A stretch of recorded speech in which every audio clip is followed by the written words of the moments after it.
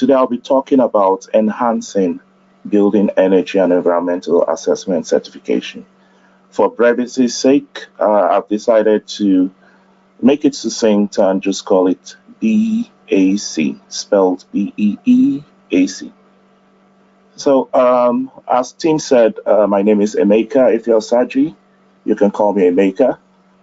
And this webinar and the slides in it represents a snapshot of work I've been doing, in the last couple of years. It relates, specifically at this moment to my doctoral study at Leeds Beckett University.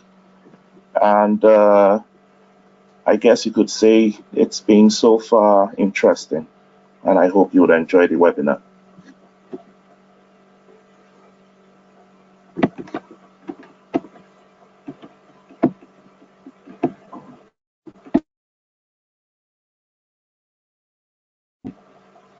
So I started off by undertaking a study, an exploratory study of the BEAC tools around the world globally.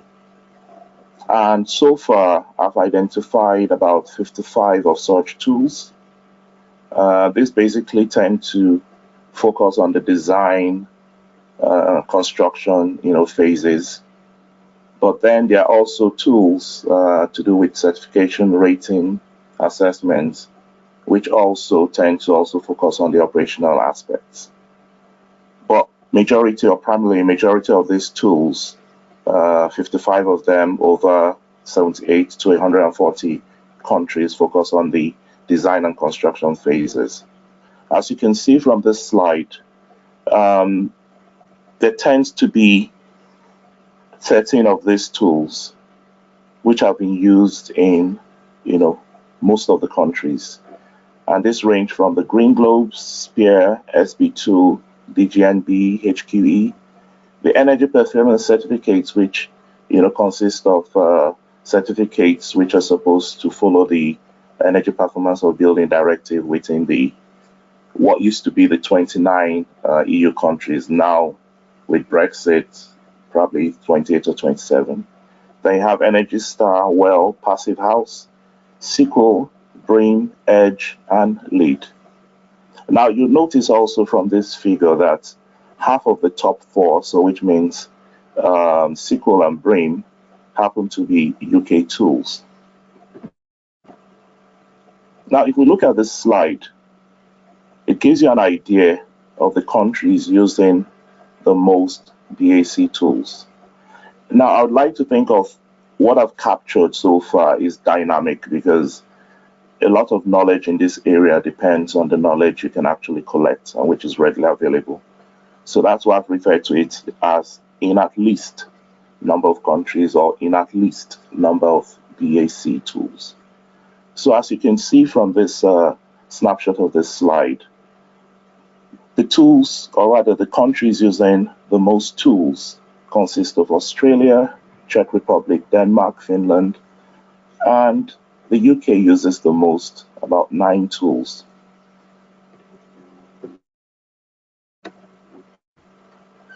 I felt after the global coverage of those tools to now try and create a focus, and that focus being trying to explore, for instance, the UK's building energy performance timeline. The reason being, like I said, as you've seen from those earlier 2 slides, half of the top 4 global BEAC tools are UK tools. The UK also uses, more of such tools, BEAC tools, when compared to other countries. Another thing, one has to bear in mind is this global BEAC tools share an underlying principle, which is to try and facilitate transparency when it comes involves the design, construction, and operational aspects. Of course, to also facilitate certification, facilitate rating, as well as facilitate efficiency. And this need, for instance, to explore the UK's building energy performance timeline is via an exploratory study, with the intention to try and identify any key issues that might emanate despite UK's, prolific use of BAC tools. There were several key issues, and for brevity of this webinar, I can't, show all the key issues that were identified in the UK Building Energy Performance Timeline. But hopefully, via a brief report or document I'll share with Tim and the CIBSE ASHRAE Group, you might be able to benefit from, that timeline. But one key issue that interested me was the Energy Performance of Building Directive, and how, for instance, within the UK, it's been transposed into regulation, so it's become law. And I guess that's what makes it important when compared to some other tools, because we have tools emanating from the EPBD, which is the Display Energy Certificate, the advisory report, which, if you remember one of the slides earlier, I talked about energy performance certificates in the original 29 EU member states. So it's become law. So it's interesting to see if this directive, so what exists in law in principle, is being translated into good practice as law, not just as some practice, but as law. So it was actually transposed into UK regulations in England and Wales in 2007, amended in 2012. And of course, like I said, it's in response to the Energy Performance of Building Directive. Its principal aim, that's its underlying principle, like I said, with some of the other tools, is to ensure transparency, ratings, certification, and in this case with the advisory reports which accompanies the Display Energy Certificate, the DEC, is to actually propose energy saving recommendations. However, in practice, and I mean, it's important to know, we always experience this tug of war between what exists in theory or principle and what actually exists in practice. So in practice, problems exist. One of that being non-compliance, another being poor DEC ratings, another being the uncertainty regarding if this advisory report, this AR energy saving recommendations are being implemented. And even if they are, what's the extent? What's the coverage? How wide is the implementation? Or how wide is the success otherwise of such implementation? And then there's the elephant in the room, Brexit. Brexit. Because the EPBD emanates from the EU. It's a directive which has served, or was intended to serve well. So how will Brexit affect, the implementation or existence of the EPBD? Even though this April, there were some discussions regarding how to improve the EPBD.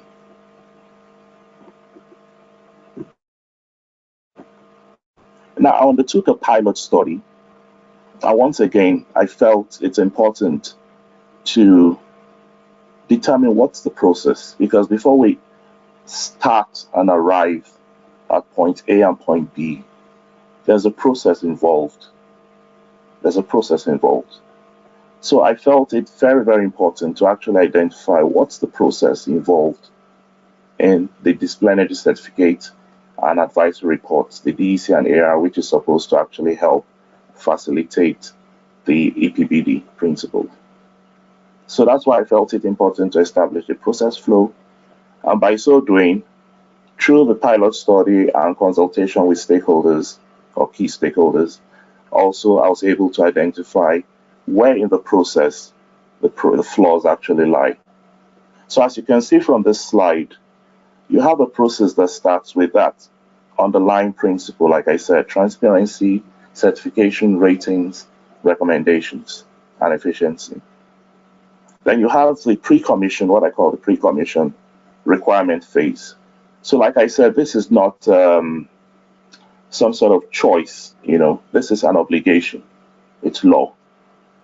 Then you have the commission, the production phase. So this is where new DECs and ARs are supposed to be produced by licensed or registered energy assessors who are affiliated with accreditation bodies. who then help with the lodgement of such DECs and ARs. There's also supposed to be some sort of quality assurance enforcement phase, as well as a complaints phase. And then, of course, the process, restarts all over again with, renewal of DECs and ARs. But then, like I said, I identified certain areas like with the requirement phase, production phase, lodgement phase, and renewal commission phases where flaws exist. Reliance, for instance, on the supply of data and not really there being some sort of independent arbitrator regarding the reliability of such data. So basically, the energy assessor is it's almost at the mercy of whatever data he or she receives. And then there are other issues regarding the catchment period, that represents such data. Where, for instance, I discovered that the data which is supposed to be over, say, a 50-month period, a 12-month period data was actually being used, and certain data being replicated to balance out the missing gap of months, which don't actually represent the actual, period of time that's being measured or audited. So not taking into consideration actual occupancy details, weather details, etc. And then there are so many other issues, like I said, which the documents, the more expansive documents I'll send later, will shed light on.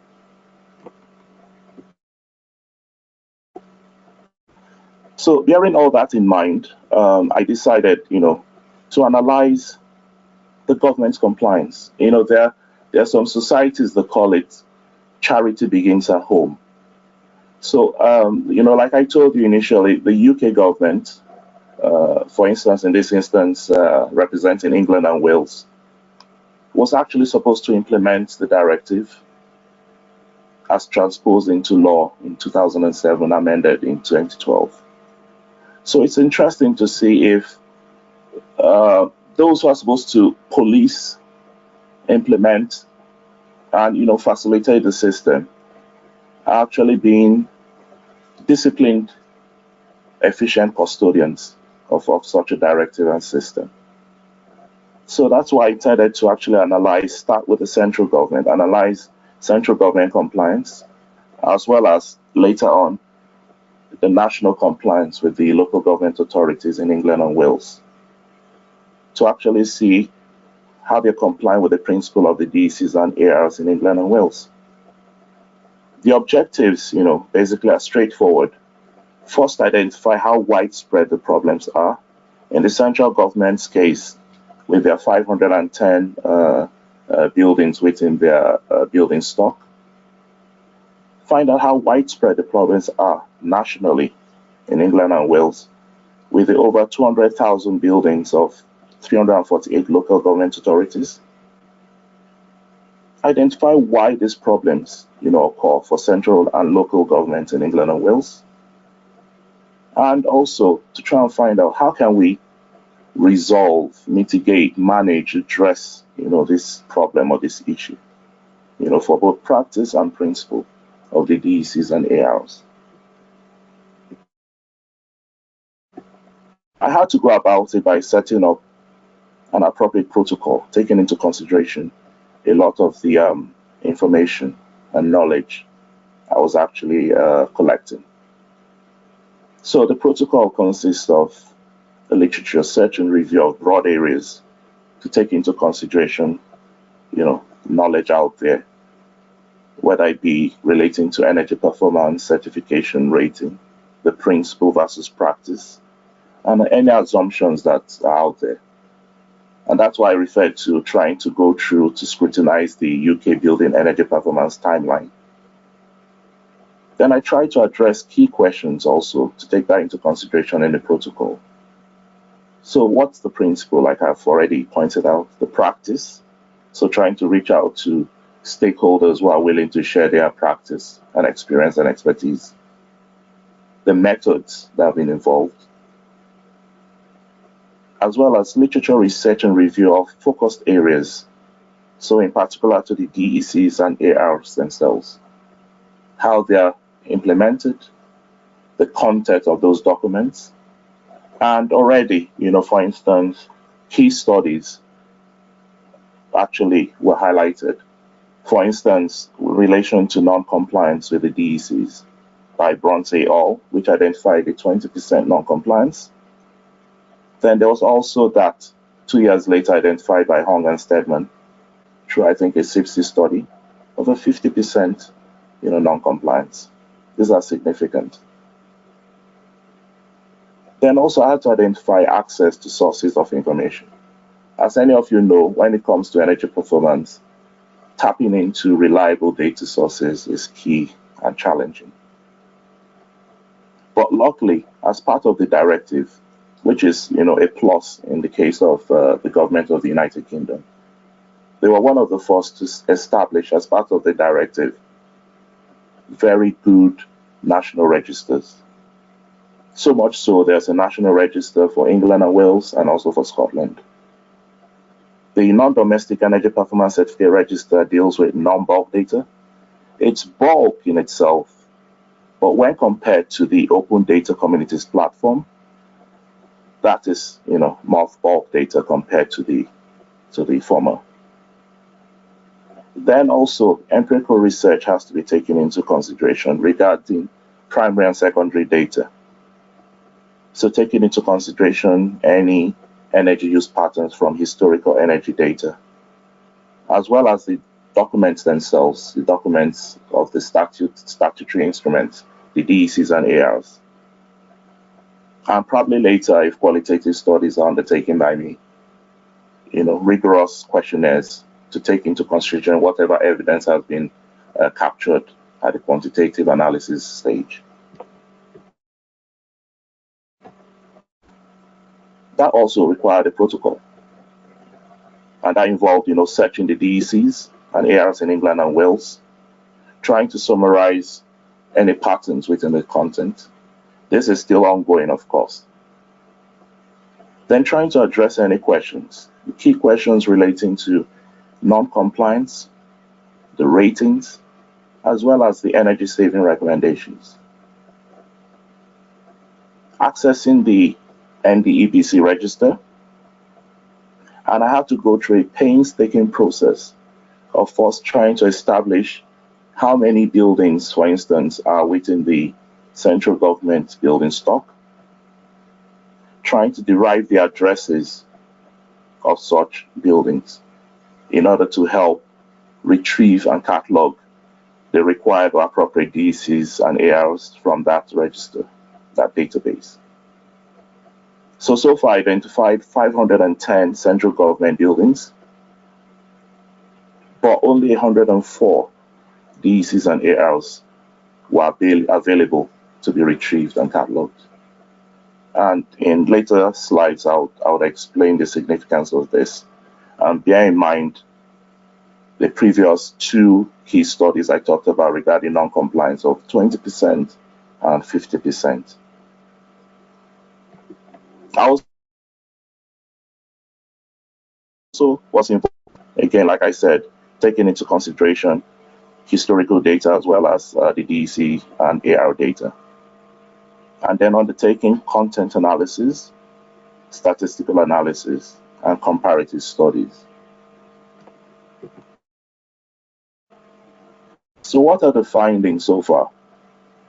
And I'd just like to remind you, as Tim said, if you would like to drop any questions or feedback as the presentation goes on, you have the platform, the interface there to actually type in any questions or feedback. So what are the findings so far? As you can see from this slide, and as I described earlier, I was able to identify 510 buildings belonging to the central government building stock. Only 104 were available in the database to be retrieved and cataloged by me. Now, there might be reasons, the qualitative analysis might reveal eventually certain reasons behind that, to do with perhaps security, etc. But then the directive says you either lodge or you have not lodged. So all we can do is basically observe and actually say what has been found, how many buildings have been lodged, or how many documents relating to those buildings have been lodged. So as you can see from this slide and the table, the DEC ratings range from A to G, A being the best, G being the worst. As you can see also from the second row, no building, no central government building got a rating of A. The most, 25, in fact, got a rating of G. 6 were able to get a rating of B, but as you can see, a lot had a rating of between E and F. As significant as that is, what's even more troubling is, like I said, 406 of the 510 central government buildings had no lodgement of DECs and ARs available.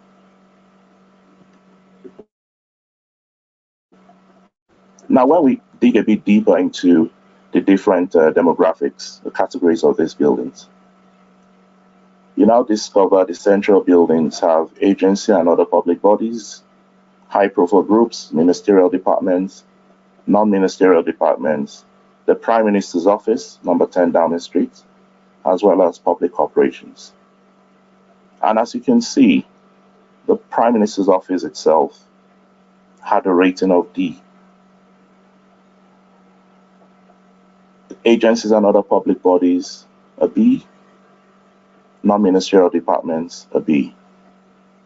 Well, as this table can show you, it doesn't look too good in terms of the DEC ratings. Again, in fairness, some of these buildings are buildings that are limited in terms of the sort of interventions or refurbishments that can be introduced. And that might suggest, the data suggests, or might suggest so far, that those limitations actually prevent a lot from being done to actually improve the performance. And that again might suggest some restrictions in terms of being able to take on board the benefit of any AR energy saving recommendations in its totality.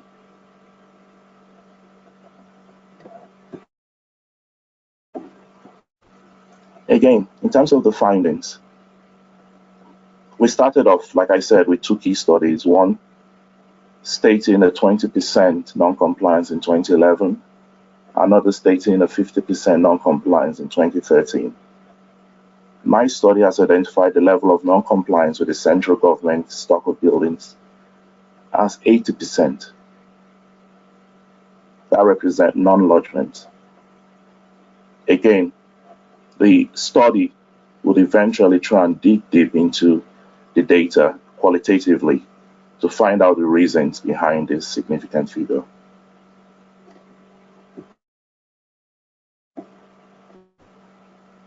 Now, the government has what it calls its government property unit, its GPU.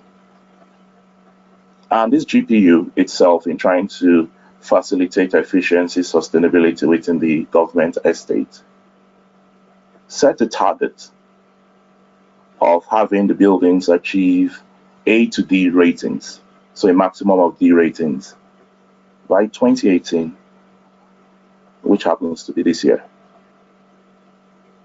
And my study shows that unfortunately, those central government buildings are only likely to meet this target set by its GPU just by 42%. A lot of the buildings, like I said, fall within the cutoff D, but most of them fall out of that cutoff. 24 within E category, 11 F, and 25 G. So just 42% of the central government building stock would actually achieve its own target, its own 2018 target of A to D ratings.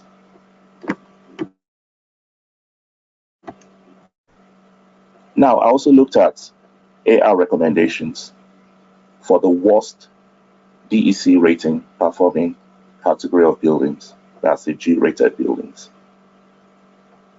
And like you can see from the slide,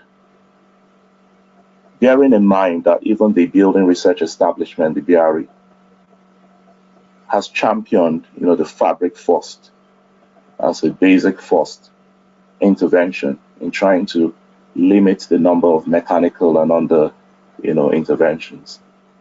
You can see from this table that a lot of the focus in terms of the advisory report recommendations focused on assessment of the air conditioning systems, measures to reduce hot water usage, automated controls and monitoring systems relating to, all sorts of electrical equipment, the energy management introduction into the building management system and strategies, a review of lighting strategies, in terms of upgrades and whatever implementation plan for those buildings, and regular inspections of the building fabric now comes down the priority. Again, like I said, the qualitative studies I'm going to do next year might reveal, give some insight into the reasons behind this, taking into consideration some of these buildings in the building estate are listed and might actually have restrictions in terms of the sort of recommendations that can be implemented or the interventions that can actually be taken on board.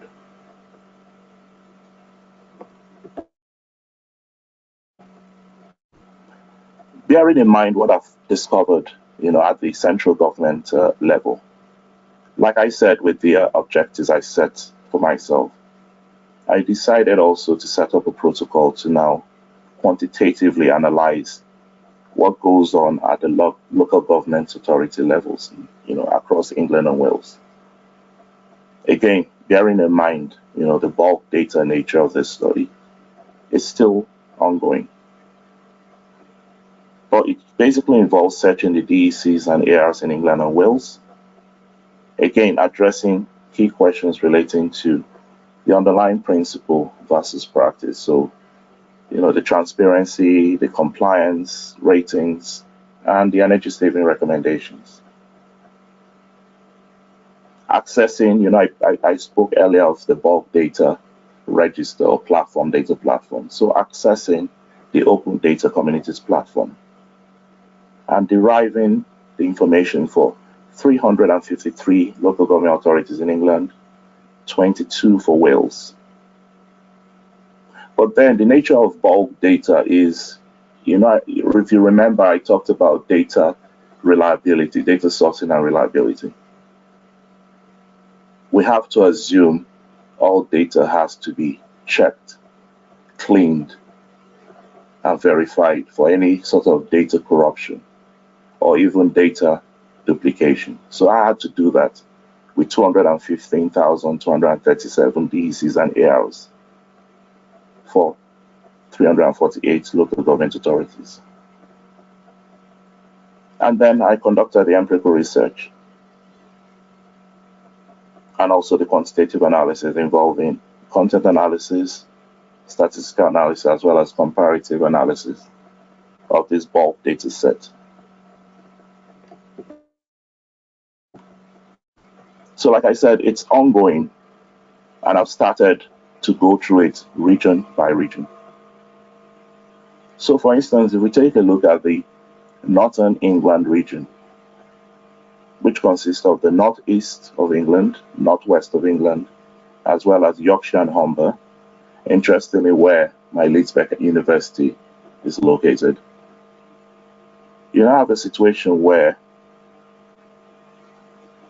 the table reveals 32 to 39% of this Northern England DECs will not also meet the GPU target of attaining A to D ratings by this year, 2018. Now, bearing in mind that of the central government is 42%, so we're beginning to see similar patterns here, which doesn't, speak well of trying to identify good practice.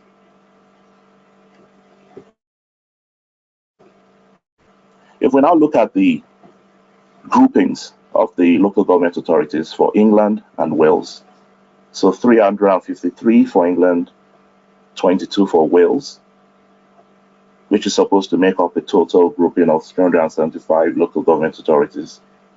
We now discover only 348 local authorities had lodged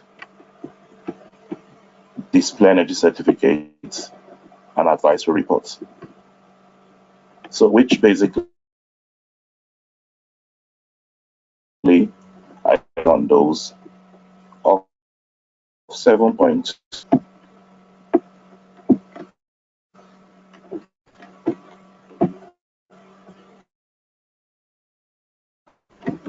And then when we look at the different sub-regions of the Northern England region, looking at their data sets, their lodgements, and when benchmarking this against the evaluation of these agency statistics, you now discover significant non-lodgements for each of these three sub-regions in Northern England, and which basically shows a similar pattern, because the central government, like I said, had a non-compliance of 80%.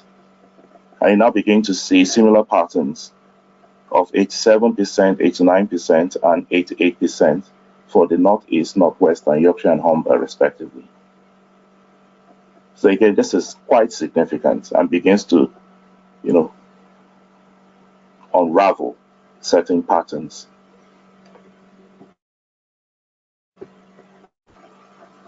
Now, like I said, I'm going to painstakingly go through the quantitative analysis and eventually some qualitative analysis. And that's going to involve, like I said, all the regions and sub-regions of England and Wales. So, like I said, going back to my objectives to try and determine how widespread the problem is, the discrepancy between principle and practice. And then there's also a plan for a comparative analysis of the content, in-depth content of the certificates and reports themselves,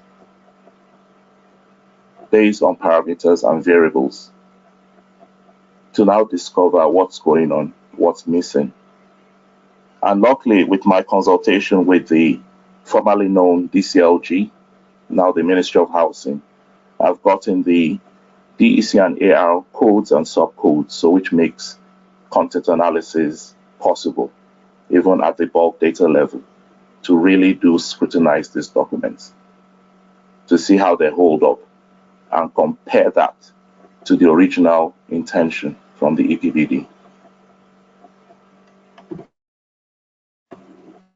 So the question then is, how can DECC likely be enhanced? So far, I've identified which still has to be validated and taken through a focus group after I've completed all the quantitative analysis as planned and qualitative analysis as planned. But so far, it does suggest the BAC can be likely enhanced by addressing the process flaws. There's no other way about it. Whatever flaws exists in the process has to be addressed. Also, issues relating to the discrepancy, the challenge, the tug of war, the friction between the principle and practice also have to be addressed.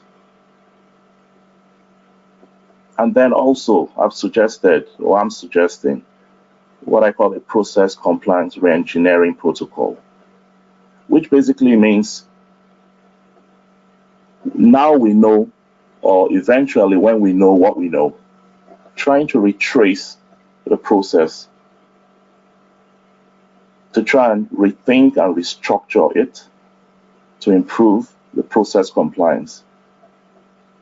But which is based now, because when we acquire more knowledge, it gives us the opportunity to look at the process, retrace the steps of the process, re-engineer it with a clearer perspective or vision. It now gives us the opportunity to now be able to actually analyze, assess, review, scrutinize the process flow and process flow through better data capture as well as analysis. If we probably start with that, we begin to probably have a better chance of being able to enhance the DAC. But then enhancing it, what does that mean? Because like I had the chat with Tim, and we both acknowledge how difficult it is to completely erase all issues, resolve all issues, and ensure the process never has any flaws. But then that's the ideal. But in reality, we're dealing with people, stakeholders across, like I said, with the BAC tools, 55 tools and counting, 78 to 140 countries and counting.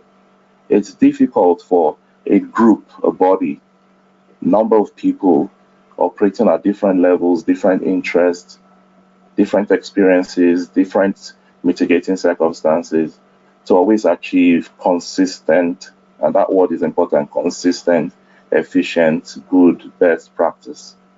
So that's challenging.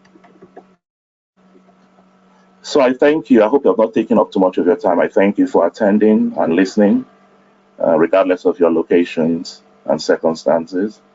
I'm happy because one of the reasons I did this was also to learn from you and get feedback, based on your experiences. I'm happy to take your feedback and acknowledge you're sharing it with me. But I also acknowledge if you're in a situation where you prefer some sort of anonymity, being anonymous, I'm also happy to extend that to you. But you can always contact me via the CIBSE ASHRAE Group, via my personal email, or connect with me on LinkedIn. And I'm very happy you attended today. I've got a question here from Tom in Sheffield, and he's just unsure about the difference between a DEC and an AR. Could you just inform Tom a little bit about that, please? Okay, the DEC is sort of the bread and butter, so to speak, certificate, because it's seen as the main certificate which has to be displayed by law, and failure to actually have a large DEC and a appropriately displayed DEC means you can actually be penalized.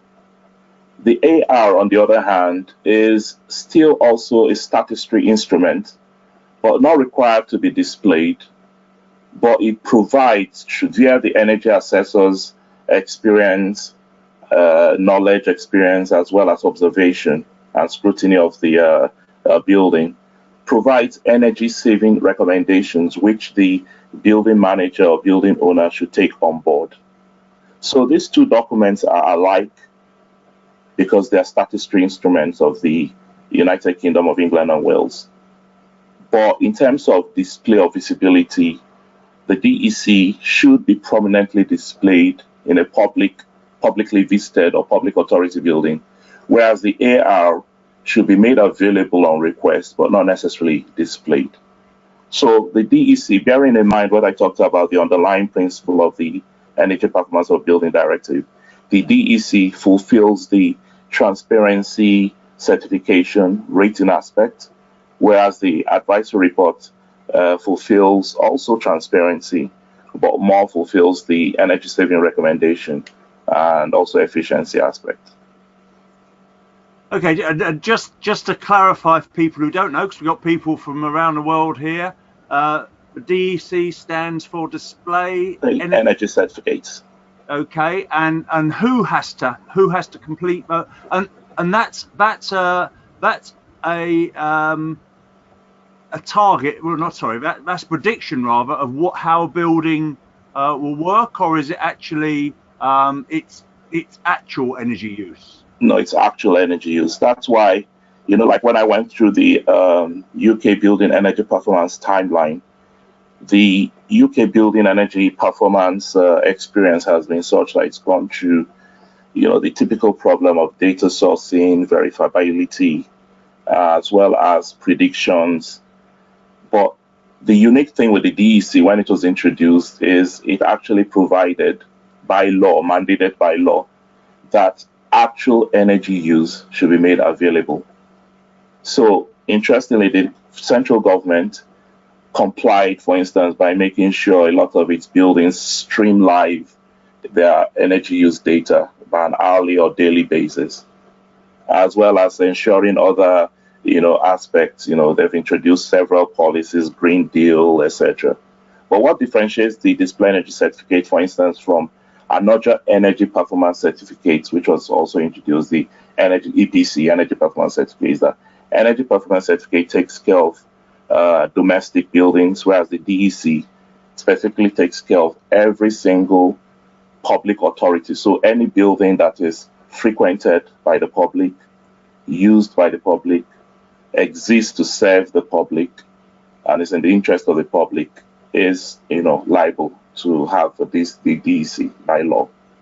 And it's based on actual energy use, whereas the energy performance, the EPC, is based on projected energy use, speculated energy use.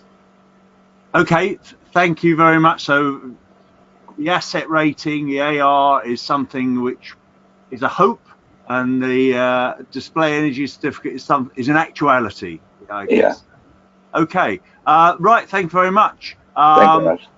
Right. Let's pitch into a comment, really. And the comment comes from Antonio in London. And his comment is that but DECs don't really, the DECs in the UK don't really come from the EPBD directly, as other countries simply comply with requirement of displaying certificates in public buildings by displaying the EPC, the Energy Performance Certificates. The EU directives leave a lot of margin for national transposition, so a way that different countries interpret the law. And the UK has made a decision using actual energy bills rather than using an energy model for the DEC. But that's not an EU requirement, apparently. Yeah, like I said, the UK was one of the most enthusiastic countries to actually implement the EPBD. But like I said, we have to pay attention to the underlying principle, which is transparency, certification rating, and efficiency. So, like I said, in this country, we have the benefit of both the EPC, which works on non-actual energy use, as well as the DEC, which works on actual energy use. And based on my interaction, in my pilot study with stakeholders, whatever deficiencies so far I've discovered, flaws with the DEC, they actually applaud the facts. And even I met in one of the conference presentations I gave, colleagues from Australia who applaud the fact that while in some countries they are still working with speculative energy use, the DEC has to be commended for the fact that it actually works with actual energy use. So that's a plus in regards to the DEC. And okay, and Claire, also from London, writes, as you've already stated, of course, these are applicable to public buildings. Would making them compulsory for all commercial buildings be beneficial? Yeah, I think there are discussions, like, for instance, there have been consultations from, the body formerly known as the Department for Communities and Local Government, now the Ministry of Housing. They put out a wide consultation trying to find out how, and also I think that there was also a recent consultation from the government trying to see how the EPCs as well as the DECs could actually be improved. And I know from stakeholders, one of their concerns is some have to actually put out both EPCs and DECs for the same set of building stocks or buildings in their building stock. So which basically implies more resources in terms of time, finance, etc. involved in actually producing this document. So I think there's still consultations, or rather the results or the outcome of the consultations will reveal in which direction, because the feeling now, both from the government as well as stakeholders, is there has to be some sort of compromise. So if you have prioritizing, so to speak, so if you more liable to have a DEC for a building, then you might not be necessarily, you shouldn't be liable to have an EPC for that. Okay, thank you for that. Okay. Robert from Maidstone asks, just summarising a question really, that you show some fairly worrying statistics about a number of lodgements of DECs. Is this something that that needs to be followed up or in some way to make sure that we actually get a more representative view of public buildings in the UK? And how would you expect to do that? Well, when it says worrying statistics, is it the significance of the level of non-compliance? Is that what it's referring to? No, a number of buildings have actually been lodged. You showed a very small number. Oh yeah, yes. Yeah. So it's quite significant. And for instance, in the most recent consultation regarding how to improve EPCs, I felt it important to actually share my knowledge with the DECs, with the government via the CIBSE Energy Performance Group. So perhaps to sort of create some sort of lessons learned, just to, at least if nothing else, to give the government an idea of how significant, because like I said, we've gone from 20% in 2011 to 50% 2 years later, and now 5 years later, it's 80%. Even if I stopped at the central government analysis, that's significant. But to then embark on the sub-regions, for instance, of Northern England, and eventually, if I have the benefit of sharing further presentations with you, you now see the same story is being told nationally, which is worrying. So it's not like a fluke has occurred at central level or a fluke has occurred in one region or sub-region. There seems to be, so there has to be something, some sort of almost the constant that is responsible for these flaws or whatever factors actually hindering, better performance. And like I said, I'm still, as much as I've discovered a lot of firsts in my study, which I've shared so far via conferences and even via the CIBSE journal, I still feel I have to wait a bit until, like I said, I complete, my entire plan of the analysis, as well as draw up, a comprehensive set of implications of what I've found, as well as whatever patterns, cut across different areas, and then produce that, and then I'll be in a position, to now share that with the relevant bodies. And so far, the body, for instance, at the government level, I've been interacting with, like I said, is the key body department, formerly known as the Department for Community and Local Government, the DCLG, which is now known as the Ministry for Housing. So yes, definitely, I'm going to share that with those concerned, with the hope of probably coming up with a comprehensive strategy to at least start addressing whatever the problems are finally discovered to be. Okay, I've got a question here from Sadia in Corsham, and Sadia refers to the getting access to this data so it can be analysed.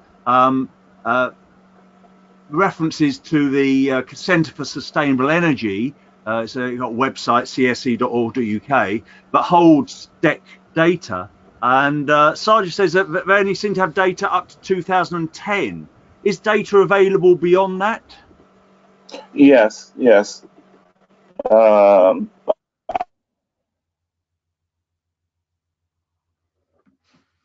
I've lost you, Emeka. I can't actually hear you at the moment.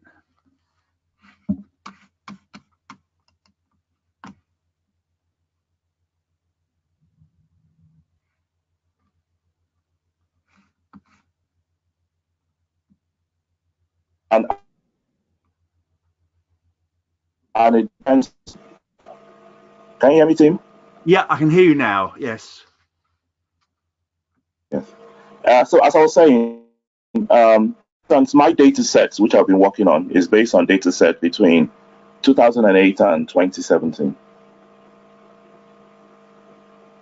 So like I said, she should probably consider looking, I don't know if she's aware of the Open Data Communities platform, which holds the bulk data. Okay, well, that would be worth her perhaps. Or she can contact. Yeah, she can contact me later anyway. Okay. Good. Okay. Right. Let's just see where we are now. I've lost track of my questions a bit there. I've got another query on the data itself. How sure are you of, this is from Tony in Guildford, how sure are you of the veracity of the data that you're examining? Like I said, all this involves law. So the assumption is, okay, like for instance, if we go back to, let me see if I can bring up the slide. So like I was saying, that's why it was important to establish the process flow. So for what you see on this slide with this figure, I have more in-depth rows and columns of the process flow in a detailed table. And this goes side by side with columns for the process flow. So for any identified process flow phase, if I identify from stakeholders and from analysis a process flow, that goes in red, so that one can have a comparative analysis of what should go on and what is actually occurring in practice. Now, the important thing to note is at the point of production, the data is made available by the building managers at individual building levels. So flaws can occur there because it depends on, like I talked about, the catchment period for data of between 12 to 15 months and replication of data which doesn't reflect actual building energy use or building use activities. So problems could occur there, as well as problems could occur where a situation where the relationship between the energy assessor, for instance, and his or her accreditation body in regards to lodgement. But what should not go wrong, and the assumption is should not go wrong, is the government, like I said, is the adjudicator, the pilot, so to speak, the champion, the custodian of the statutory instrument. Like I said, this is illegal. It was transposed into UK law in 2007, amended in 2012. So it's not just a free-for-all. So they are custodians of that, directive as they've transposed into law. So they are the ones in charge through a third party for the NDEPC register of non-bulk data through the Landmark Information Group, as well as the Open Data Community Platform, which holds the bulk data. So this is handled, like I said, by the former department, the Ministry of Department for Communities and Local Government, now the Ministry of Housing. So the assumption is this key government department handles the data with care. And of course, like you can see with the process, in a situation where the reliability of such data is put into question, there's opportunity, for instance, for that quality, to be checked, complaints to be made prior to the data being reproduced. And then no data is quite important to know this. If there's some sort of deficiency or problem with the data, it cannot be lodged. Or if there's a problem with the way it's been produced, it cannot be lodged. So the assumption is the process has been taken care of in regards ensuring that only reliable data are lodged. And that's why I pointed out that for now I'm reporting on the quantitative aspect. So I'm basically stating what's been lodged, what's not been lodged, and comparing to see what should have been lodged and the quantity that hasn't been lodged. By the time I now get deeper into the whys, the qualitative aspects, the whys, perhaps the assumption is perhaps we might now begin to get clear explanations regarding the reasons for non-lodgement, which could be that somewhere along the line, the production process of such DECs and ARs failed, and so they cannot, lodge illegitimate documents. Okay. So I hope that explains. Okay, well, I think that's given people a flavour of a process, and you've covered the environment of DECs and asset ratings in the UK. I think there's lots more to talk about here, and I think internationally there's a lot of lessons to be learned about the way that this has been operated and also audited in the UK. So, Emeka, thank you for your presentation today.